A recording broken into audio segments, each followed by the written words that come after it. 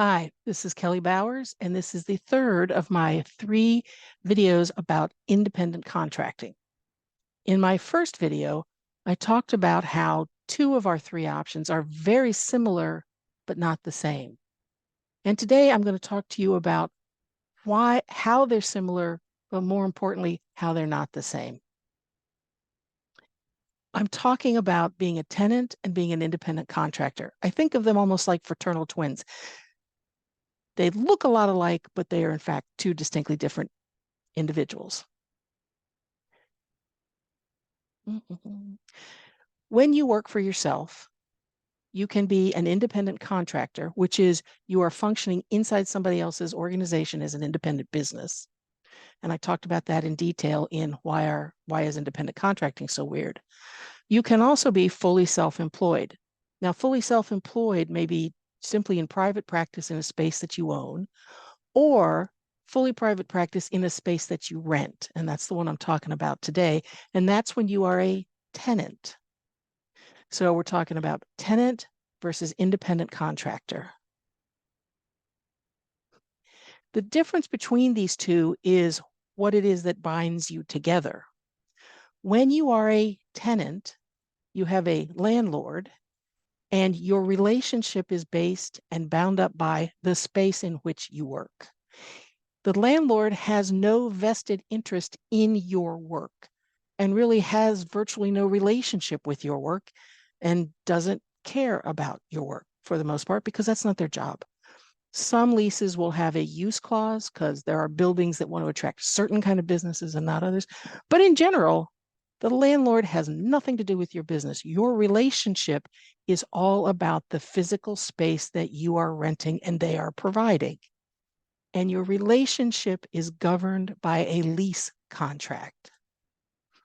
The lease talks about the use of the space, what the space is, what you will pay for it monthly, and it's usually a standard flat rate per month, who handles repairs and maintenance and cleaning, and your access to the space. There'll be other things in there, but this is what the lease generally covers that defines your relationship with the landlord.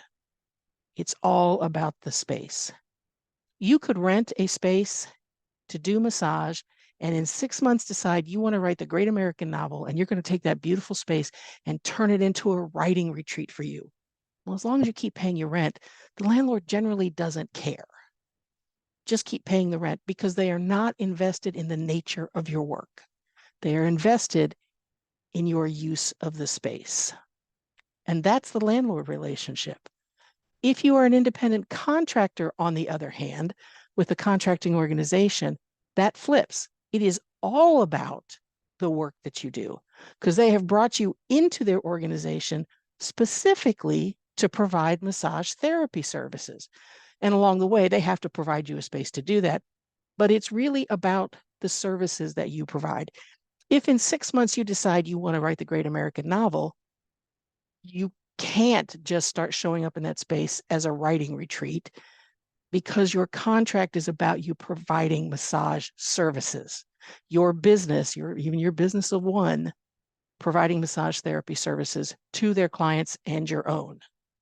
You're governed by an IC contract, and different from the lease, it focuses on the work that you will perform, how you will pay them, commonly through a percentage, what your schedule is going to be. That is, what days you will be in their business doing the work, and who has what responsibilities. This one's important because you have to function very independently as an independent contractor. And I talk about that a lot more in the Why is Independent Contracting So Weird video. But this is what is covered in your independent contracting contract. It's not going to talk about the space. It's not going to talk about maintenance and repairs because that's not what they're interested in. What's holding you together is the nature of your work. And that's the difference between being a tenant and being an independent contractor. They're similar, but they're different. And if you want to look at the pros and cons of why one would choose one over the other, go back to that first video about what are the pros and cons of independent contracting. But if you're operating very independently in a space as an independent contractor, and you're not getting that much work from the place where you're working, and you're mostly seeing your own clients, and that is self-supporting for you, you might want to switch from being an independent contractor to being a tenant. So you got a flat rate, it's the same every month, it's easy to budget for, and it's more honest to the nature of the work that you're doing. Or you can stay an independent contractor if that works for you. The one thing about being an independent contractor, when you take time off, you don't owe the contracting organization anything, just something that's different from being a tenant. Your monthly rent has to show up every time. Anyways, that's the short story of the difference between independent contracting and being a tenant. Again, my name's Kelly Bowers. I own the Healing Arts Business Academy. You can learn more about me at my website, healingartsbizacademy.com. Reach out to me by email at info@bowershours. You can always text me at 202-744-1878. And you can find me on Facebook, Instagram, and YouTube. And I hope your professional life is going well and your professional relationships are appropriate and that you're taking very good care of yourself.